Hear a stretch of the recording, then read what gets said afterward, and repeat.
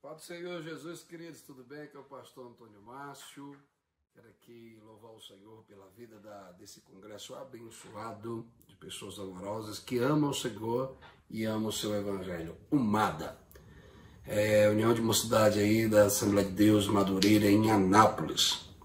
Queridos, estamos aqui no meio de um momento muito adverso e que precisamos utilizar as ferramentas que Deus tem nos entregado.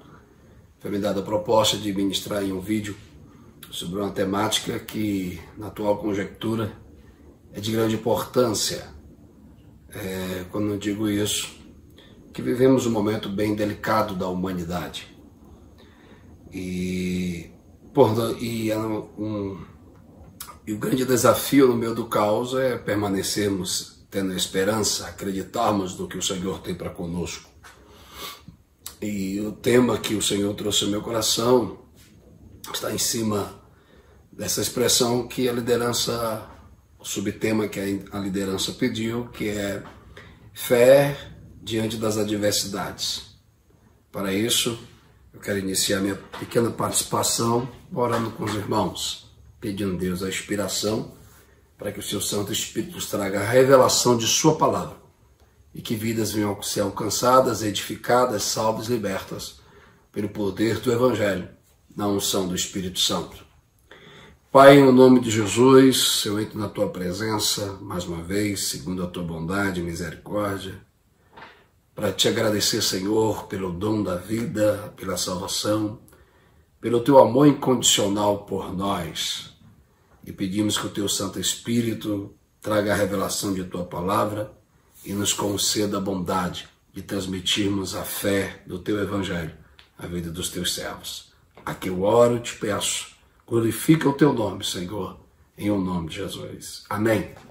Queridos, Atos dos Apóstolos, capítulo de número 14, versículo de número 22, nos diz assim: confirmando os ânimos dos discípulos, exortando-os a permanecer na fé, porque por meio de muitas tribulações nos importa entrar no reino de Deus.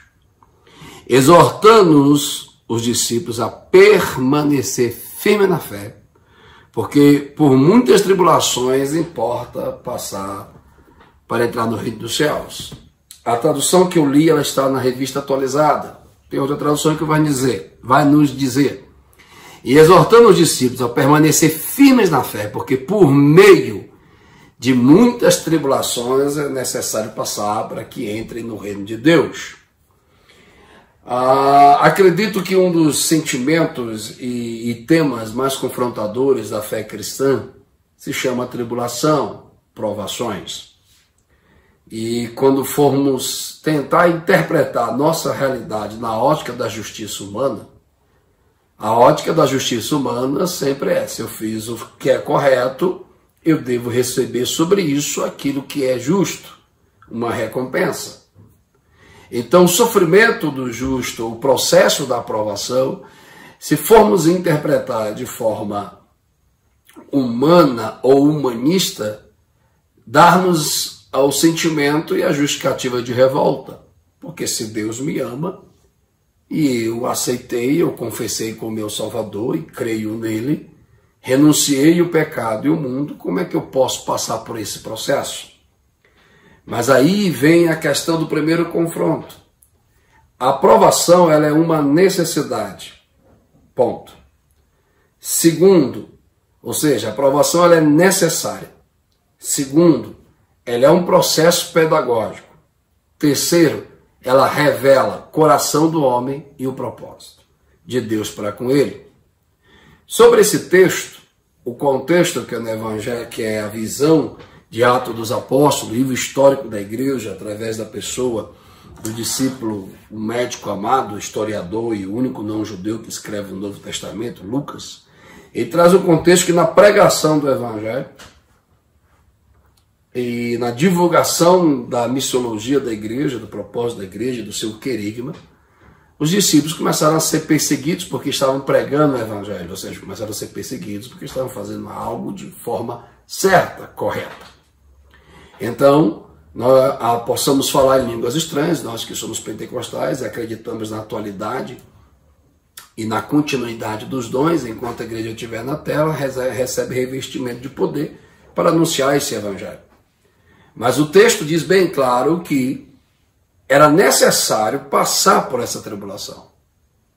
Ou seja, o sofrimento na vida do justo não é a manifestação de um Deus masoquista, que tem prazer no nosso sofrimento, de maneira nenhuma. A provação na vida de um justo, ela se manifesta duas coisas que é necessário.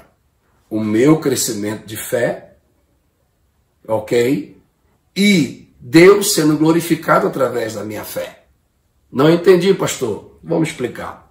Primeira carta de Pedro, capítulo de número 4, versículo de número 12, que o contexto histórico desta carta é bem claro em dizer que ela foi escrita para fortalecer a fé dos discípulos acerca da provação vindoura que estava vindo sobre Roma. Quando Nero surta, queima Roma, destrói Roma, e quando as investigações estão chegando a ele, ele pega e transfere a culpa do seu crime para um povo que já era rejeitado, perseguido por causa da sua fé. E a Bíblia nos diz na primeira carta de Pedro, capítulo 1, versículo 7, que Pedro tem uma expressão doutrinária, mas um ato profético para o contexto da história da igreja naquela época, que diz bem claro que a vossa fé será provada como ouro no fogo. Que a vossa fé será provada como ouro no fogo. E o mesmo Pedro, na sua didática, vai para o capítulo 4, versículo 12, e diz: amados, não estreeis ardente. No versículo 7 do capítulo 1, ele faz a expressão de fogo, uma metáfora na provação. E no capítulo 4, versículo 12, ele expressa ardente, que também tem uma conotação com fogo. A ardente prova que vier para vos provar, no capítulo 1, versículo número 7. E no capítulo 12 diz: amados, não estreeis ardente prova, ou seja, ele está dizendo que não estranheis que coisas estranhas vos acontecessem. Veio a provação através do fogo e que vai manifestar dias de coisas estranhas. Volto para a introdução que eu lhe disse, que quando nós interpretamos a provação de ordem humanista, dá-nos justificativas cognitivas a nos revoltar com um quadro e geralmente transferimos a nossa revolta para Deus. Mas quando Nicodemos vai confrontar Cristo e Cristo diz: em verdade eu te digo que eu sou a verdade, sustento a verdade, confronta Deus através de Cristo, a pessoa do raciocínio de Nicodemos, com a comparação natural com coisas espirituais. A partir do momento que você é um cristão em Cristo, não um cristão gerado por uma religião do cristianismo, mas em Cristo, você tem que entender que as interpretações da sua existência ela tem que ser inspirada pela palavra. E a Bíblia nos diz em Romanos, capítulo de número 10, versículo 17, diz que a fé vem pelo ouvir e ouvir a palavra. Não é ouvir a justiça, a interpretação da lógica humana, da filosofia humana, da racionalidade humana, ou mais agressivo, interpretar a provação, a adversidade, ou a nossa realidade existencial no momento que vivemos, segundo o emocional. A Bíblia diz que o homem natural, segundo a doutrina de Paulo, na primeira carta aos Coríntios, capítulo número 2, Paulo vai dizer: se os homens conhecessem quem era Cristo, não o crucificavam. Eram os sábios, teólogos. E Nicodemos fazia parte dele. No final do diálogo que Jesus tem com Nicodemos, ele confrontou: tu não é mestre em Israel e não entende as coisas do Espírito? Né? Aí Paulo vem e diz: o homem natural entende as coisas naturais, mas o homem espiritual entende as coisas espirituais. Pois esse Espírito Santo, que o próprio Cristo disse que ia nos guiar e nos ensinar em toda a verdade, e ensinar tudo sobre Cristo, a Bíblia diz que ele vai nos sentimentos mais profundos de Deus e traz para conosco. Então, o primeiro ponto: você não pode interpretar a sua diversidade segundo a ótica da justiça humana. Você tem que interpretar ela segundo a fé. E a fé não é uma lógica humana, a fé é uma ação sobrenatural pela esperança que é criada em mim pela Escritura Sagrada. Porque a fé que vive em mim e eu vivo por ela, ela é exclusivamente dependente da revelação da Escritura Sagrada. A minha opinião sobre a minha realidade, ela não tem que ser inspirada sobre essas três esferas que eu acabei de dizer. Ela tem que ser inspirada naquilo que Abacuque entende, que Paulo interpreta e repete na carta aos Gálatas. Paulo diz em Romanos que o justo viverá pela fé, especificamente capítulo 1, versículo de número 16 e 17.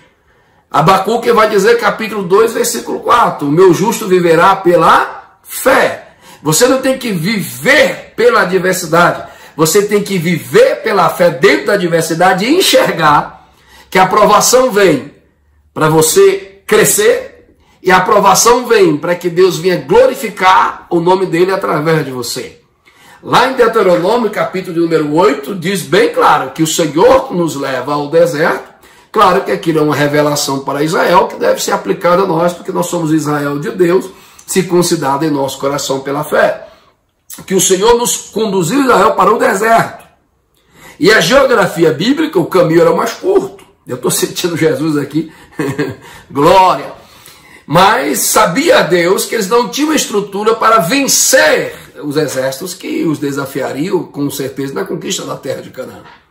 Então Deus, primeira coisa que Deus faz é revelar quem somos a nós mesmos, revelar o nosso coração, a nossa estrutura. E a aprovação vem para nos fazer crescer. E eu digo que a aprovação é necessária porque ela é o processo de crescimento. Todo cristão tem que entender que Jesus não chamou membros de congregação, Jesus não chama frequentadores de uma religião, Jesus não chama de discípulo. E Lucas diz bem claro no capítulo 9, versículo de número 23 do Evangelho segundo escreveu Lucas, que veio o anúncio de Jesus para aqueles que queriam seguir, dizendo, aquele que quiser vir após mim, negue-se a si mesmo e toma a sua cruz. Cruz não é uma recompensa. Cruz é um desafio. Confessar Jesus como Salvador é acreditar que Ele é o único que perdoa seus pecados. Mas aceitá-lo como seu Senhor é aceitá-lo como mestre. E Ele é o teu discipulador. E as ferramentas que Ele tem, oh glória, para nos ensinar, começa no deserto. Porque na provação, ele anula no deserto as vozes externas. E só temos um lugar para sermos orientados. É segundo o nosso homem interior, que é a voz do Santo Espírito pelas Escrituras Sagradas. A fé no meio da adversidade é ter o discernimento que a provação ela é necessária para que eu cresça. E eu cresço a partir do momento que o meu deserto, a minha adversidade, anula a minha capacidade humana e revela-se a minha nudez, da minha impotência humana. Então, quando a minha impotência humana se revela, aleluia, aí revela minha necessidade de confiar em Deus, minha necessidade de esperar em Deus, minha necessidade de buscar Deus, minha necessidade de Deus interferir na minha história. E quando Deus interfere na minha história, aí vem a questão do princípio que eu acabei de lhe dizer. A aprovação é necessária para o meu crescimento. E a aprovação é necessária para que o nome do Senhor seja glorificado. Porque no deserto da aprovação, eu tenho experiência pessoal com a voz de Deus. No deserto da aprovação da adversidade, eu tenho dependência que Deus me guie. No deserto, Israel experimentou que eles só poderiam ser guiados de noite pela coluna de fogo, guiados de dia pela nuvem. Quando se parava a teofania, a manifestação da glória visível de Deus, Israel parava. Tem muita gente correndo para um lado e outro, e entenda, o único que faz milagre quando a humanidade ela está limitada é aquele que é infinito, que é Deus. Então você começa a ter experiências com Deus, e essas experiências é os degraus de crescimento para a sua fé, para a sua vida espiritual. A aprovação ela é necessária, porque em segundo lugar, o Senhor é glorificado na nossa vida. E a maior necessidade que temos é que o Senhor seja glorificado no nosso andar, no nosso falar, no nosso viver. E também nos dando vitória e milagres. Alguém só pode dizer, eu venci a guerra, quando passou por um processo de várias batalhas. E o que é lindo de Deus, que quando Josafá é confrontado, o rei Josafá, com uma grande multidão e com na lógica humana, na estratégia bélica, ele ia perder, ele só teve um lugar aí, a presença do Senhor. Então, a provação vem para que o nome do Senhor seja glorificado. Jó perdeu tudo na ótica humana, mas recebeu a maior oportunidade de conhecer Deus. E a Bíblia diz que Jó, mesmo íntegro e reto, se desviando do mal, a recompensa que ele recebe é o quê? Provação. E a Bíblia diz que no meio do processo, tudo que Jó foi interpretar e tudo que os seus amigos quiserem interpretar a sua realidade, se formos fazer uma visão analítica, de uma ordem psicanalítica, vamos dizer que todos estavam com seus surtos emocionais e cada um tinha uma construção de uma realidade. Mas Jó volta para dizer, peraí, eu tenho que ir para o tribunal e quem pode me responder é o Senhor. E a Bíblia diz que no final Jó teve que admitir. Porque o próprio Deus chega para Jó e diz, onde tu estava quando aconteceu isso? Onde tu estava? Então não adianta. A provação, ela só revela que eu e você somos dependentes do Senhor e precisamos amadurecer. Não conhecê-lo de ouvir falar. Glória. Não conhecê-lo do testemunho dos outros. Mas temos os nossos próprios testemunhos de experiência com Deus. Não sermos só filhos de crente, mas sermos crente e dizer, o Senhor ouviu a minha oração. A Bíblia não diz, muitas são as aflições do justo, mas de todas o Senhor livra. Mas o contexto diz bem claro, que o justo clama e o Senhor o responde. Eita, Oséias diz que Deus leva Israel ao deserto para ela voltar a ouvir a sua voz mansamente ao coração. Quero parar aqui, deixar você refletir e lhe dizer, como você está crescendo nesse momento de caos? Pastor Divino Gonçalves disse, em saudosa memória, que as adversidades vêm para manifestar duas coisas. O que Deus quer me ensinar e o que eu estou disposto a crescer. Glória a Jesus. Primeiro, ela é necessária. Segundo, a aprovação ela é pedagógica. Quando Deus permite a aprovação, é porque Ele sempre tem algo para nos ensinar. Antes de você me refutar, deixa eu justificar meu pensamento. Quando Paulo faz, e Dr. Martin Lloyd Jones interpreta de maneira linda demais, o capítulo 8 da Carta aos Romanos, que nós chamamos Carta da Soteriologia, Carta da Doutrina da Salvação, onde Paulo traz a justificativa da salvação, o meio da salvação, a necessidade da salvação e como ela se manifesta em nós pelo sacrifício de Cristo, ele vem e diz bem claro na lei do Espírito, que ele diz, ele começa a sua dissertação da lei do Espírito, colocando no capítulo 8, versículo 1, nenhuma condenação há para quem está em Cristo Jesus, que não anda segundo a carne, mas que anda segundo o Espírito. Então o justo viverá pela fé. Não interprete as suas complexidades, as suas dores, as suas feridas, na ótica da humana, mas interprete segundo o Espírito Santo. Qual que Deus quer me ensinar? Qual a metodologia de Deus no meio dessa diversidade? O que Deus quer ensinar à igreja na pós-modernidade pela diversidade que ela está vivendo? E o que a igreja está disposta a aprender no meio dessa diversidade? A Bíblia diz bem claro, louvado seja o nome do Senhor. Diz bem claro, capítulo do número 8, versículo de número 28, que nos diz, 26 é lindo, que diz que nós não sabemos como orar, mas o mesmo Espírito intercede por nós com gemidos inexprimíveis. E a Escritura nos diz, oh, aleluia, glória ao nome de Jesus, que todas as coisas contribuem para o bem daqueles que amam ao Senhor. Amar Deus pelo que Ele me oferece é muito fácil. Amar Deus pelo sacrifício perfeito que Jesus fez por mim, e eu não mereço nada. Ninguém merece nada de Deus, mas todos necessitam de tudo de Deus.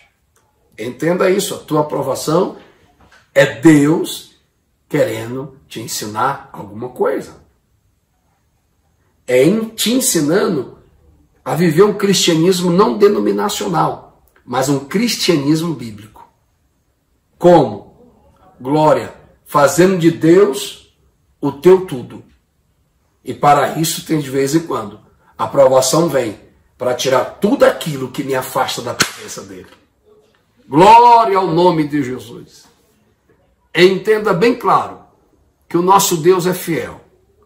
E ele diz bem claro nisso: todas as coisas contribuem para o bem daqueles que amam ao Senhor. Eu preciso ter a maturidade, como Paulo diz, sem passar tanta adversidade como sem passar a abundância. Tem gente que não tem esse equilíbrio.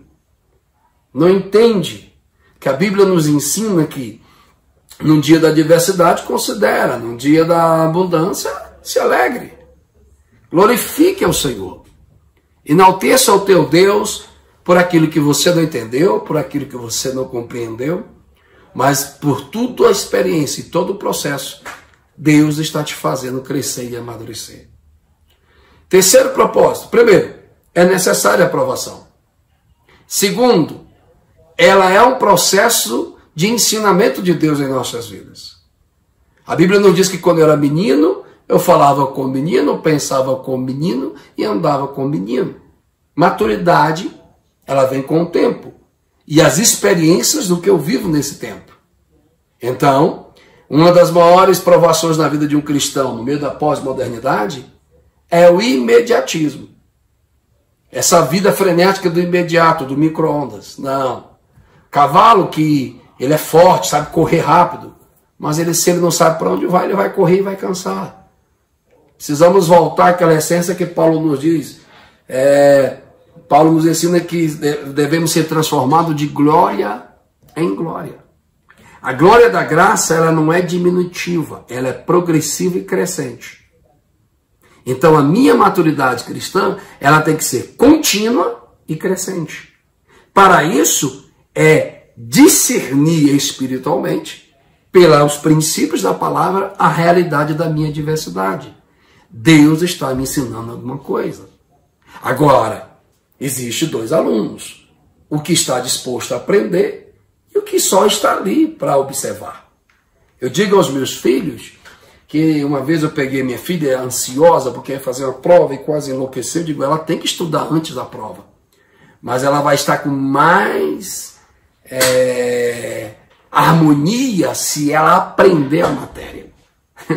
Há uma diferença entre decorar e entre aprender. E o Espírito Santo está te convidando nessa conferência a não ser um aluno de teorias sobre Deus, a ser um aluno da prática das coisas que Deus tem para você. A Bíblia nos diz e nos faz entender que Deus, segundo a narrativa de João e segundo a narrativa de Lucas, que Jesus frequentava a casa de Lázaro, Marta e Maria. E eles não eram só um discípulo, tinha uma convivência de amizade. E a Escritura diz que aquele que o Senhor ama morreu. Maria e Marta desabafaram a sua dor. E Jesus disse bem claro: glória, se tu creres, verás a glória de Deus. Deus permitiu aquele processo para, ao final, o nome dele ser glorificado. O que Marta e Maria aprenderam? Que se crer, verás a glória. Mas para isso, aquilo que é humano foi anulado. Porque ser humano não pode ressuscitar os mortos. Mas o nosso Cristo pode. Aqui eu concluo com esse terceiro princípio. Primeiro, a aprovação é necessária. Segundo, ela é pedagógica. Terceiro, eita glória, é o cenário perfeito para que o nome do Senhor seja glorificado. A Bíblia nos diz que um cego de nascença é levado a Jesus. E havia uma indagação centenária entre dois segmentos teológicos e duas vertentes da teologia judaica, os fariseus e os saduceus, acerca dessa visão antropológica do que poderia acontecer e a resposta do sofrimento humano. Quem pecou? A pergunta é essa, para que este nascesse cego. Seu pai? Sua mãe? Ou ele mesmo? Um dos segmentos dizia Ele nasceu cego porque os pais pecaram, e Deus cobrou deles um filho. Outros eram mais radicais, não, a criança pecou no ventre e Deus permitiu ela nascer cega. Aí Jesus volta e diz, não, nem os pais e nem ele. Aleluia.